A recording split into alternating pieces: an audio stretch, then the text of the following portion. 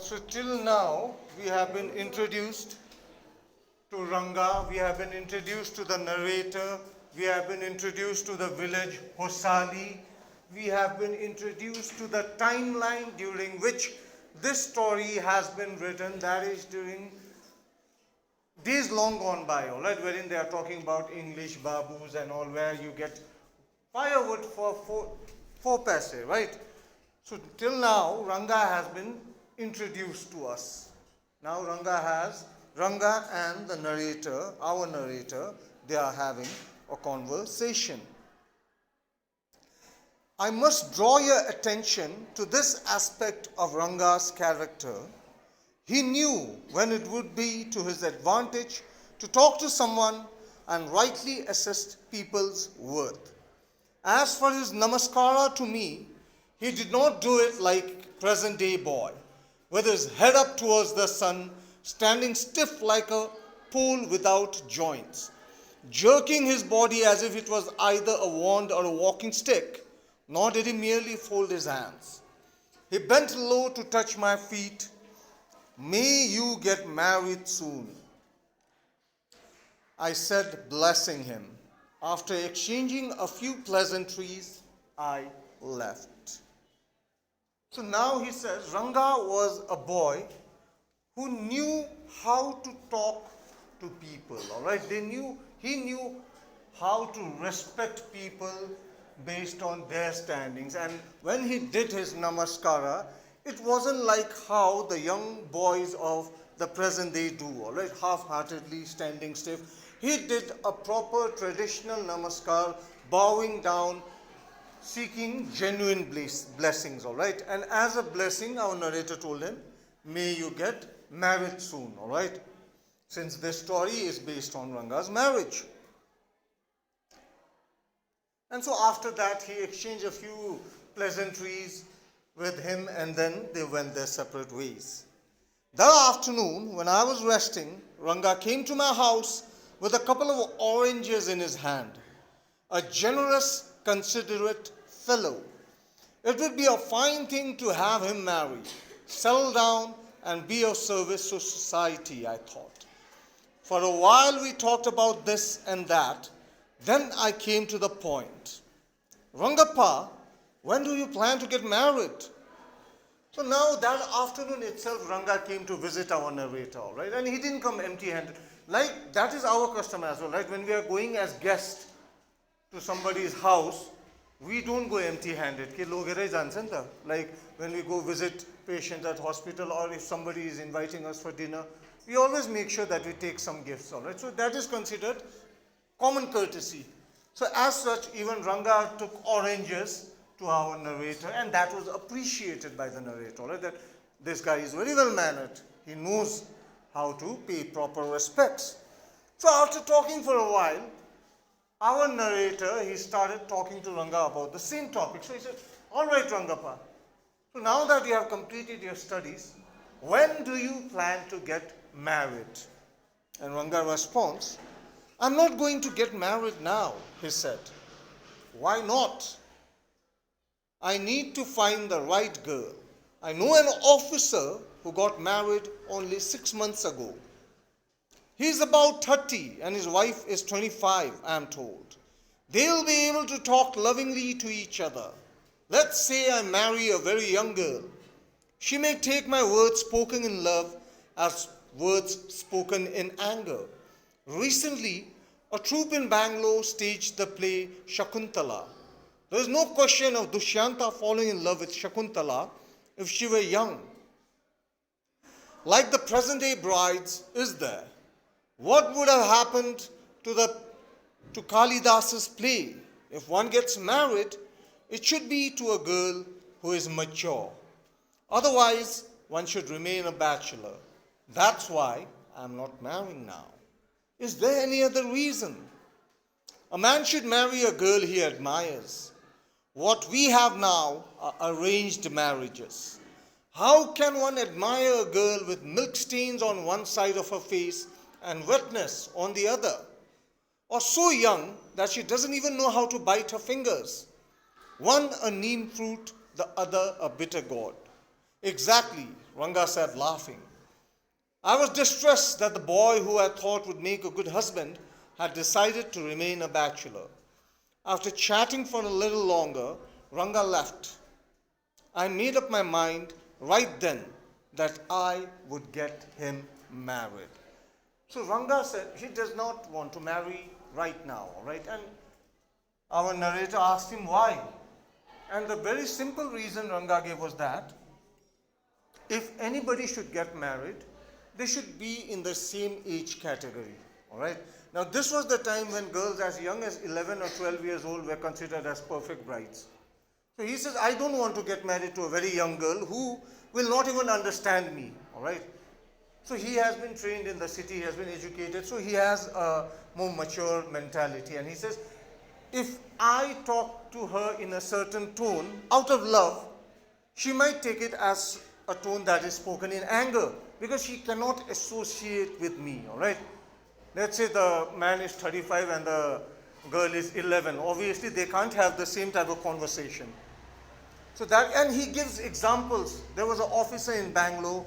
He was 30 years old. His wife was 25. They were more or less the same age. And so there was understanding between them. There was maturity between them. So the one thing that should be followed is that people of more or less the same age should get married. And the narrator says, fine, is that it? And Ranga says, there's one more thing, right? The other thing is that I do not believe in arranged marriages, all right? He said, I cannot commit my life to a person whom I don't even know properly. And I will not do so with a girl who has milk stains on one side of the face and wetness on the other, signifying that she's very young, right? So I cannot get married, that also arranged marriage, because obviously I won't fall in love with an 11-year-old girl. Fine? I won't fall in love with an 11-year-old girl, so it has to be an arranged marriage. And I am against arranged marriage. And so after that Ranga left, and our narrator was a bit, let's say, sad, or a bit disappointed at the fact that the boy whom he thought would make the perfect husband had no plans of getting married. But then he decided that I will get him married. All right? Nobody has asked him, by the way. Ranga hasn't said that you get me married. Ranga's parents didn't say that please get him married. He has taken the responsibility upon himself. This person is an educated boy. He is well-mannered. He has to be a good husband, so he has to get married. All right? So he has decided it himself. Rama Rao's niece. So now this is the possible bride. Rama Rao's niece, a pretty girl of 11, had come to stay with him. She was from a big town, so she knew how to play the veena and the harmonium. She had a sweet voice. Both her parents had died and her uncle had bought her home. Ranga was just the boy for her, and she the most suitable bride for him. So Rama Rao's niece, all right, there was one person named Rama Rao. He had a niece and she was just 11 years old, all right. And why did she make a perfect bride? Because she knew how to play the veena and the harmonium, and she could sing very well. So those were the qualities that were looked during those days, all right, to be considered a perfect bride. And so Shama thought, and her parents were also dead, all right. She was an orphan and she was living with her uncle. And Rama Rao decided that this will be the perfect wife for Ranga.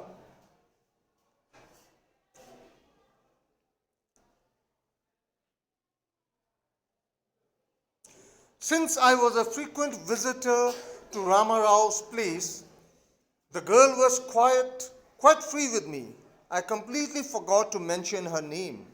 Ratna it was. The very next morning I went to their house and told Rama Rao's wife, I will send some buttermilk for you. Asked Ratna to fetch it. So the young girl's name was Ratna, and she was quite free with the narrator because he used to visit the Rama Rao's place regularly. So she knew our narrator and she was quite open with him.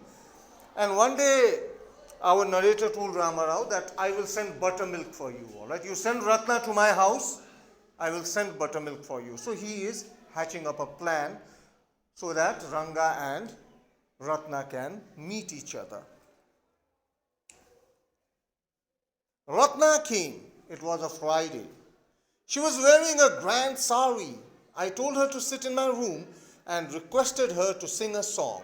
I sent for Ranga. While she was singing the song, Krishna Murti in front of my eyes, Ranga reached the door. He stopped at the threshold. He did not want the singing to stop, but was curious to see the singer. Carefully he peeped in. The light coming into the room was blocked. Ratna looked up and seeing a stranger there, abruptly stopped. Suppose you buy the best quality mango.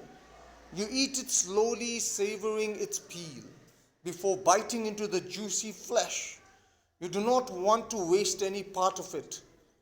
Before you take another bite, the fruit slips out of your hand and falls to the ground. How do you feel? Ranga's face showed the same disappointment when the singing stopped. So he sent for Ratna. Ratna came on a Friday afternoon. He called Ranga as well. So he called Ratna, made him sit in his room, and he asked Ratna to sing. All right, and Ratna obliged. She started singing Krishna Murti in front of my eyes. And as she was singing, Ranga reached the house. All right, and he stopped at the door, all right, at the threshold. Chaukat he stopped. He loved the singing, all right, and he wanted to see the face of the singer. But he did not even want to come inside, because if he comes inside, the singing may stop. So he tried peeping, all right, he tried looking who the person behind the voice was. And Ratna noticed someone staring at her, and she stopped singing. And there was a big sign of disappointment on Ranga's face when the singing stopped. And our narrator explains that, giving an example of a fruit. All right, he said that, let's say your favorite fruit is a mango. You carefully peel it and then you take one bite very carefully so as not to drop a single piece of the fruit. Then you try to take the second bite and the fruit falls on the ground. Now you cannot eat it. All right, and you would be disappointed. So that was the level of disappointment that was seen on Ranga's face when Ratna stopped singing. So now he came inside, all right, because the narrator had sent for Ranga, and he said, all right, you sent for me, he asked. As he came in and sat on a chair, Ratna stood at a distance, her head lowered. Ranga repeatedly glanced at her. Once our eyes met, and he looked very embarrassed. No one spoke for a long while. It was my coming in that stopped the singing. Let me leave. Words, mere words. The fellow said he would leave, but did not make a move. How can one expect words to match actions in the days of Kali Yuga? Ratna ran inside, overcome by shyness. So Ranga was sitting inside and he was continuously staring at Ratna, right? And then finally he spoke up. He said, it was because I came in that she stopped singing. So let me leave. But he did not leave. He just sat there. And the narrator comments that during the days of Kali Yuga, right, the modern days, words have no meaning. Words have no meaning whatsoever. People do not hold on to what they say. Right? They say one thing, they do the other. In the same way, Ranga was saying that, let me leave, but he was sitting on the chair.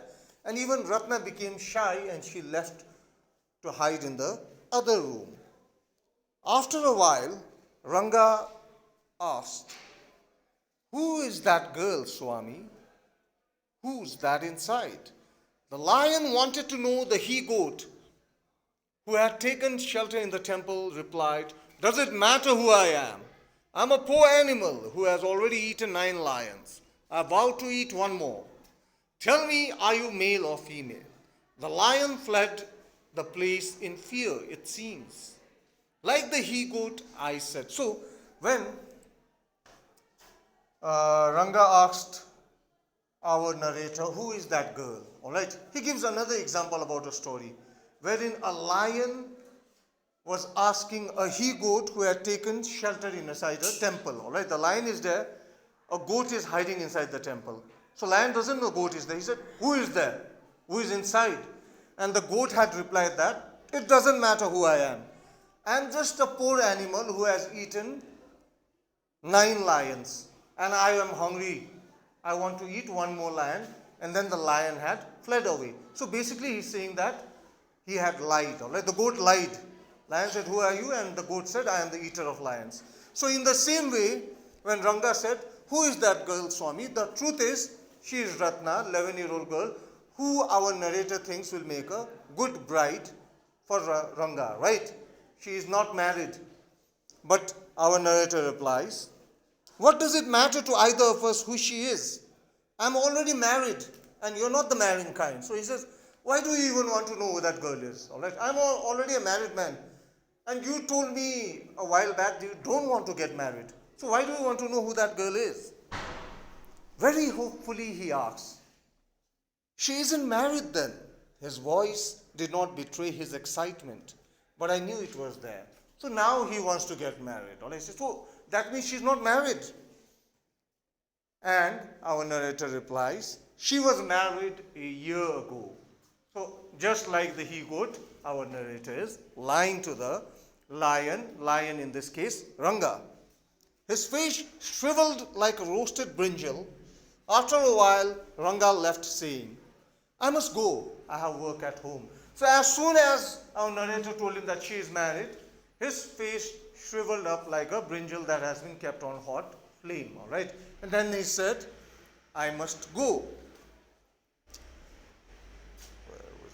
Yeah, let's just complete this page. I went to our Shastri next morning and told him, keep everything ready to read the stars. I'll come later. I tutored him in all I wanted him to say.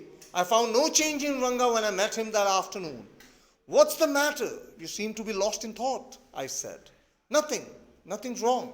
Believe me. Headache? Come, let's go see a doctor. So now, next morning, our narrator went to talk to Shastri. Shastri is the village astrologer, all right? Dokhana Rene. So he said, keep all your books ready. So he has another plan. All right? His ultimate plan is what? To get Ranga and Ratna married. So in accordance, he has talked with the Shastri before and he says, JJ Shikaksa Teibonu. All right, I've already given you the details. I will come with Ranga later on. Maile agi je Shikaksu, you repeat the exact same thing. All right, that is all. And then he went to see Ranga and he saw Ranga was still sad. And he asked him, what's the matter? You seem to be lost in thought. Are you all right? You don't seem too well. Nothing's wrong, says Ranga. Headache? Come, let's go see your doctor. Fine, so we'll stop here.